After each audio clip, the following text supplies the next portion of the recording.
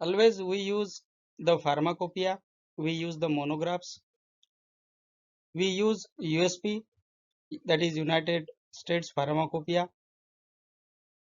Many of the times we need to understand what is the requirement and what information is there given in the USP or in other pharmacopoeias, so that we can apply the available information and we can have the understanding about quality requirements. If USP monograph is there for the particular product, then that product should comply to that monograph. For example, if you are working on to metformin tablet monograph is there in the USP, and if you are working on it for the US market or some other markets, that time you will have understanding about the monograph, you will know that what is the requirement, and then that requirement is required to be fulfilled, and your product should comply to the quality requirements as per the USP. Many of the times we have less knowledge about the monograph, general notices and the general chapters. I welcome all the viewers to this informative video on United States Pharmacopeia Monographs, USP general notices and USP general chapters. So how we should understand these things, how these are related to our daily work, and especially if you are working in the quality control, in the analytical method development, then it will become very important to understand these terminologies. Also, this understanding will be helpful to all the pharma professionals working in the industry and academics. Especially the regulatory affairs professionals should have the understanding about these three terminologies. I request you to be with me till the end of this video, so that I will explain and you will be able to get the idea about these three terms. So first is monograph, second is general notices, and third is general chapters. For your easy understanding, I have divided it into three topics like USP monograph, general notices and general chapters.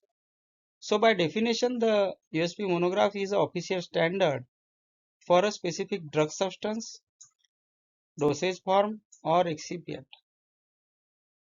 So it is a official standard, it is a requirement. If you are working onto a metformin tablet, metformin SCL API monograph will be there. Then metformin SCL tablet monograph will be there. Many of the times the same formulation will have different monographs based on the release profile or based on the formulation. For example, metformin tablet, immediate release tablet monograph will be there, and the extended release type of monograph will be there. Now come to the general notices. So these general notices are the foundational rules that apply across all monographs and chapters. And USP chapters, these covers the broad technical guidances or guidance, tests, methods and the informational standards. USP monograph scope is, it covers one product like metformin tablet or drug substance or the excipient, while USP general notices applies universally to the entire USPNF. USP general chapter scope is that it applies to multiple products, providing general test methods like dissolution or sterility. Now you can understand that what is USP monograph what is USP general notices, and what is the general chapters. Once again, we'll go through the contents. So what is the content of the USP monograph, USP general notices, and the chapters? USP general chapters include all the analytical methods. USP monograph include the information like name, strength, definition, identification test, assay, impurities, dissolution, packaging, and storage. USP general notices provides interpretive rules such as definitions, tolerances, and rounding units, reference standard uses. The USP general chapters include analytical method procedures and quality attributes like USP dissolution chapter 711 is there. USP general chapter 905 is there for the content uniformity. No doubt all these are required to be met by the product. The requirements are there in all these three terms like monograph, general notices, and chapters. But if USP monograph is there, then you need to comply that. General notices are the general rules like definition, tolerances, rounding units, and these are applicable to all the USP NF. And general chapters are the guidances, you can say, for the test methods and for the information standards. That means content uniformity is required to be met by all the formulations. It is not covered in the USP monograph, but assay is covered in the USP monograph, dissolution is covered in the USP monograph. If USP monograph is not there, then go to the general chapter for dissolution and all the related chapters related to dissolution you need to comply. Now moving to the next slide regarding numbering.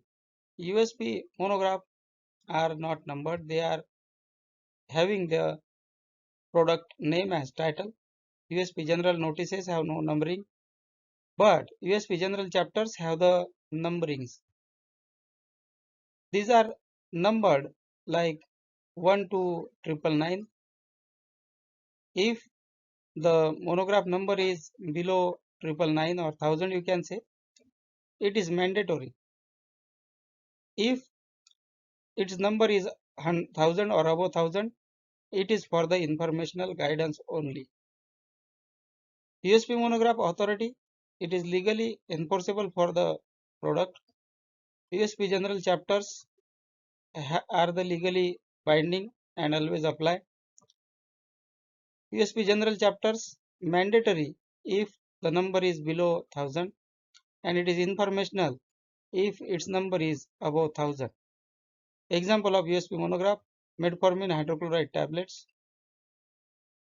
Example of the general notices like statement will be there where a solvent is not specified, use the purified water. So you apply this to USP NF. Wherever there is no mentioned solvent, you can use purified water as a solvent. Example of USP general chapters, 711 chapter for dissolution, 61 for microbial enumeration, 1058 for analytical instrument qualification.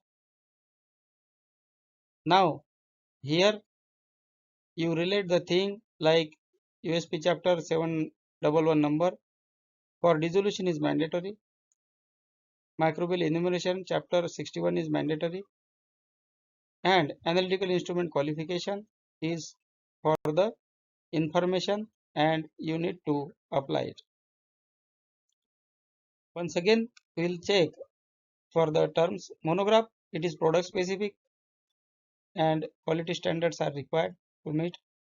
General notices, these are the rule book for interpreting the monographs. General chapters, these are the laboratory methods and general quality requirements. Some may be mandatory while some may be informational. Monograph, it is product specific. Example is metformin SCL tablet USP. It tells you different information regarding the assay, RS, water content, impurities and many more. It tells you regarding dissolution medium, assay limits and impurities. General notices, these are the interpretation rules. Example, if monograph says water but doesn't specify type, by general notices, it means purified water USP. If the limit is 95% and the result is 94.95, rounding rules in the general notices decide whether it is passing or failing. General chapters, these are the general test methods. Example, if the monograph for metformin says dissolution 711, you must follow the method in the general chapter 711. If monograph says uniformity of the dosage units chapter 905, then you should go to the chapter 905 and apply it and use it or follow it. So this is the information for USP monograph, general notices and chapters. I hope this video will be helpful to you. This is the new topic regarding the USP, and as a pharma professional, as a person working in the pharma industry, we should have understanding about these terms. Thank you for watching the video. If you have any query, questions or suggestions, you can please comment. Thank you.